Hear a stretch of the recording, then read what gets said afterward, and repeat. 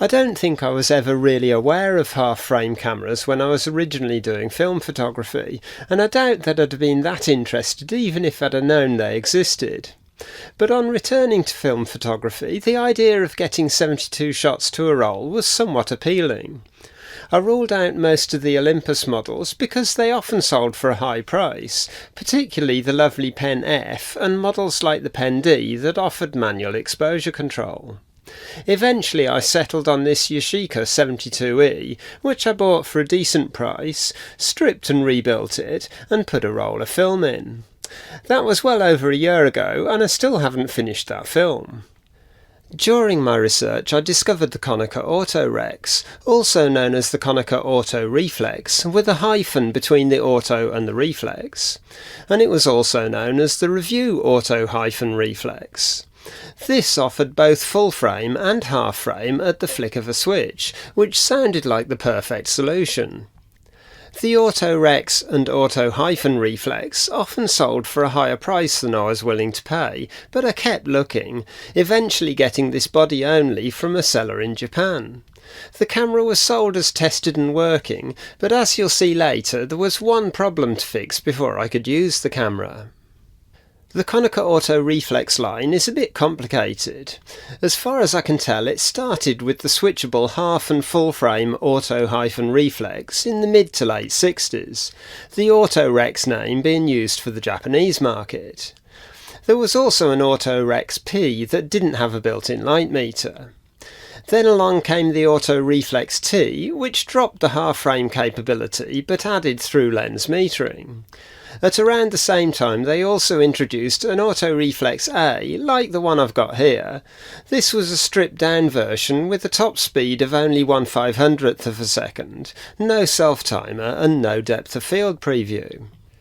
They carried on through various T versions. I think the T4 was the highest iteration, the stripped-down model at that time being the TC, which lacked the depth of field preview and only went as slow as 1/8 of a second. Both stripped-down models that I have are still really nice cameras. Mine need a small amount of work before I can use them, but largely they're working. But back to the subject of this video, the Autorex. It's a fully mechanical camera with shutter priority auto exposure. On the front right is the large shutter speed dial, with speeds ranging from 1 second to 1/1000th of a second, plus bulb. The same dial is also used to select the film speed, between 12 ISO and 800 ISO. Lift the outer ring and rotate it so the desired film speed is next to the red arrow situated next to the 1/1000th of a second shutter speed. Due to the limits in the sensitivity of the light meter, not all shutter speeds are available at all film speeds. For instance, at 200 ISO I can't select a shutter speed below 1/4 of a second. Rather handily, they've included an override button which you lift up, allowing you to access the slowest speeds, and also bulb. You just have to keep in mind that those won't be accurately metered using the camera's meter. The same dial houses the CDS cell for the light meter, which is positioned at the top. There are various ways that cameras compensate the light value so the meter reads correctly when you adjust the film speed or the shutter speed. The Mamiya 500 DTL has a chain drive that physically rotates the barrel of the light meter as you adjust the film speed. Other cameras use either a variable resistor or a matrix of fixed resistors, but in the case of the Autorex it has a disc with physical apertures in front of the cell. The higher the ISO or the slower the shutter speed, the bigger the hole is, therefore allowing more light to hit the CDS cell. You can see the disc here, the largest openings being in the form of a narrowing slot, and then the single holes getting smaller and smaller as you move around the disc. Somewhat simpler beneath that is the self-timer lever. Advance the film, move the self-timer lever to the 9 o'clock position, and press the shutter button. You then have around 9 seconds to get yourself into position in front of the camera to take that retro selfie masterpiece. And beside that is the depth of field preview button. On the other side of the lens are the flash sync sockets, M for the old flash bulbs and X for electronic flash. and tucked in at the bottom is the lens release button. Move this inwards and rotate the lens anti-clockwise to remove the lens. To fit a lens, line up the two red dots and rotate the lens clockwise until it clicks into position. If you're planning to use the shutter priority auto exposure, rotate the aperture ring round to the AE mark, at which point it will lock in that position, and you'll have to press the release button on the aperture ring to return to full manual control. Moving to the top of the camera, and the quirkiness continues with the film rewind crank. If I advance the film with the handle folded out of the way, you'll see the drive sleeve below rotate. It only engages with the handle once it's flipped out for use. Also, unlike most cameras, the rewind crank doesn't drive the film directly. There's an intermediate gear between it and the film spindle. The opaque panel on the side of the prism housing illuminates the exposure meter display in the viewfinder. The cold shoe is removable and may well have been an optional extra, so it might not be present on all cameras. On the other side of the prism is the all-important format changing lever for half frame or full frame. If you're changing from full frame to half frame, you advance the film first, then swap the lever into the half frame position. And if you're going from half to full, you move the lever first, then advance the film. In other words, when swapping format, you always advance the film with the lever in the full frame position, to avoid overlapping frames. Obviously, once you've swapped format, you can just leave the lever alone until you want to swap again. Next to that is the frame counter, which auto-resets when you open the back of the camera. If you're shooting in half frame, the counter only advances once every 2 frames. The shutter release button has a fairly long travel, but you feel the tension change just before the shot fires, so it doesn't take you by surprise, and it's easy to time exactly when you're going to take the shot. The long travel is due to the trap needle auto-exposure mechanism, whereby, in auto mode, as you press the shutter button, the meter needle is trapped by a cam, and depending on where the needle sits on that cam, the remainder of the shutter button movement sets the aperture to the appropriate aperture for the lighting conditions.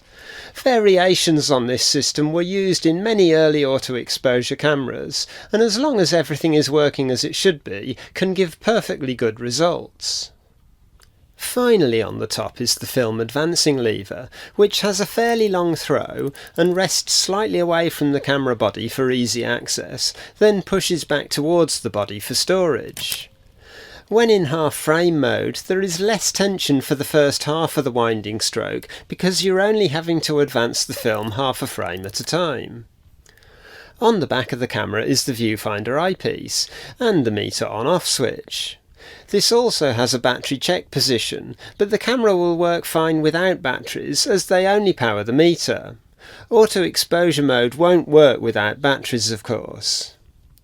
On the bottom is the tripod mount in the centre, the film rewind release button on the right, and the battery hatch on the left. The Autorex, and I think all of the Konica Auto-Reflex models, uses the old Mercury batteries. In the case of the Autorex, it's a single PX625, which are no longer made. I use a Blue Tab 675 Zinc Air hearing aid battery in an adapter to bring it to the correct size. These work fine, but they don't last that long once you've pulled the Blue Tab. Probably a couple of months in a camera like this, unless you forget to turn the exposure meter off, in which case they'll be flat much sooner. The back door is opened by pulling down on this catch on the left-hand side of the camera. And yes, that is just my demo roll of film inside the camera. The viewfinder has a microprism in the centre with a matte glass ring around that. In general, I prefer a split image focus finder, but the microprism works pretty well on this camera and I didn't have any problems with focusing. The two vertical lines indicate the half-frame image area, and when you're in half-frame mode, a pair of prongs move into the top of the viewfinder to remind you to frame within those lines. Over to the right is the exposure meter. If you put it in the battery check position and the needle gets as far as the red line between the f5.6 and f8 marks, then the battery should be okay. In the on position, the meter needle reacts to the light based on the film speed and the shutter speed that you've selected. In auto mode, as I press the shutter button, the needle is trapped and will no longer move even if the lighting changes. Releasing the shutter button and repressing it allows the meter to read again without wasting a shot. This can also be used as an exposure lock if you want to reframe after you've taken the meter reading.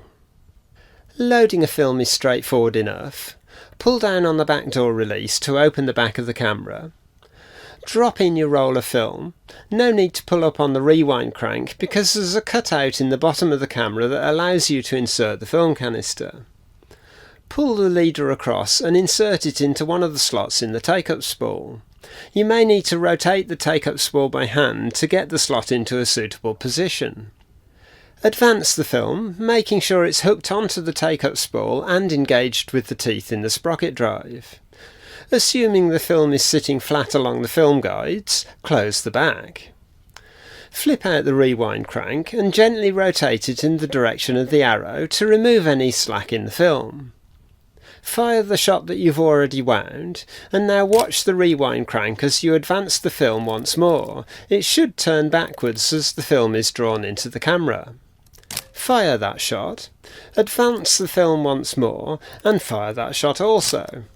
Flip the rewind crank back into its storage position and you're ready to go out and take some shots. For the first film I put through this camera, I decided to do a double test. Firstly, to see how well the camera performed, and secondly, to see how good, or bad, Harman Phoenix would be when used in a half-frame camera. I really didn't expect it to be that great. It's not the most detailed film, and the grain is fairly large, and it doesn't have that good exposure latitude. But it was an experiment that just had to be done. So we'll sit back and look at a few shots, all taken in half-frame mode, and then I'll talk about the repairs I had to do on this camera.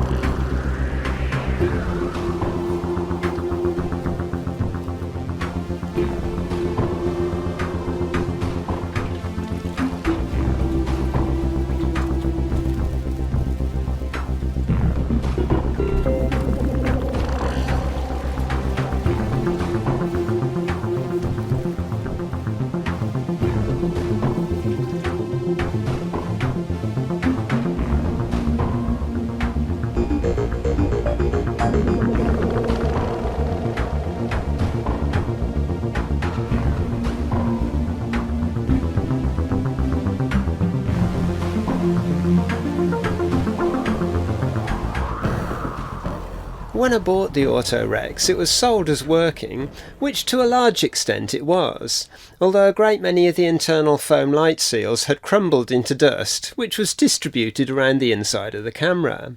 It might have worked okay with those as they were, but I was always planning to replace them. There was, however, a more significant problem. When firing the shutter at 1/250th and 1/500th of a second, the metal shutter blades would jam together, causing them to buckle next time you advanced the film. This isn't good and definitely indicates a problem.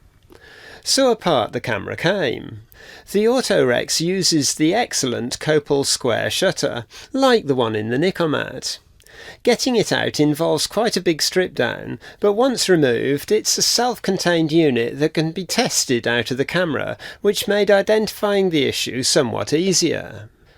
I'd already noticed that after you fired the shutter at one of the affected speeds, the first shutter curtain or blade, depending on how you like to describe metal shutters, was sitting above the edge of the window, with the second shutter curtain jammed against it.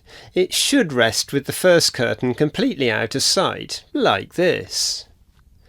There was evidence of the camera being serviced at some time, with fairly large dollops of dry moly paste in places where there shouldn't be, while other parts, like the self-timer and slow shutter modules, being dry and lacking oil. Obviously I cleaned and re-lubricated those before reassembling the camera. Having got the shutter assembly out of the camera, it was evident that the lead shutter curtain was bouncing back up after it got to the bottom of its stroke. On the slower speeds it had enough time to settle back down before the second curtain arrived, and at 1/1000th of a second the second curtain arrived before the first curtain had time to bounce that much. But in 250th and 500th it was able to bounce back up, and the second curtain crashed into it in such a way that the two curtains jammed together.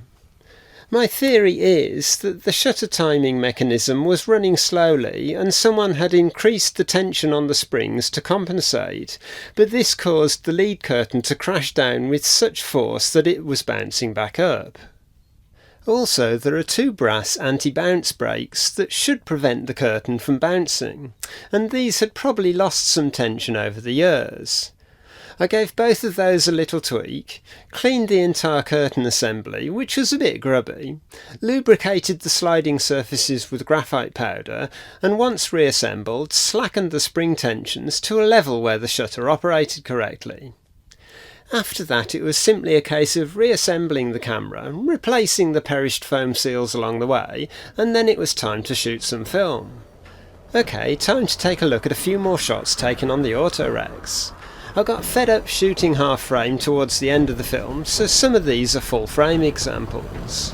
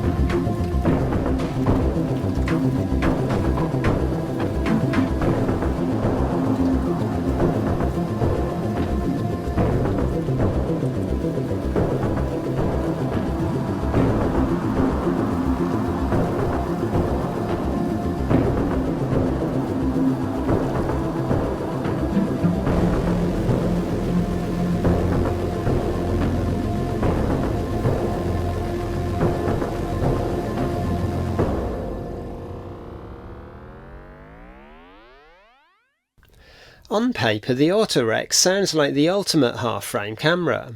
It's definitely good, but for me, I think I prefer shooting it in full frame. If we take a look at the back, when I switch it to half frame, some blinds move across to mask the sides of the film gate, and I wish they'd been able to mimic this in the viewfinder, because I often find myself thinking, just look at the shot you could have got if you weren't being so tight with your film.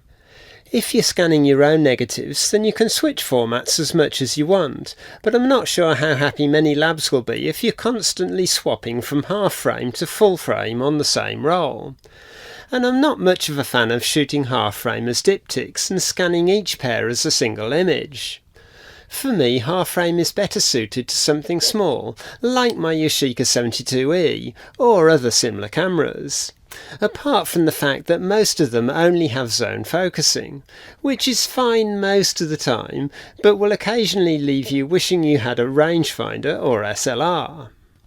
Putting a different film in would improve the half-frame shots.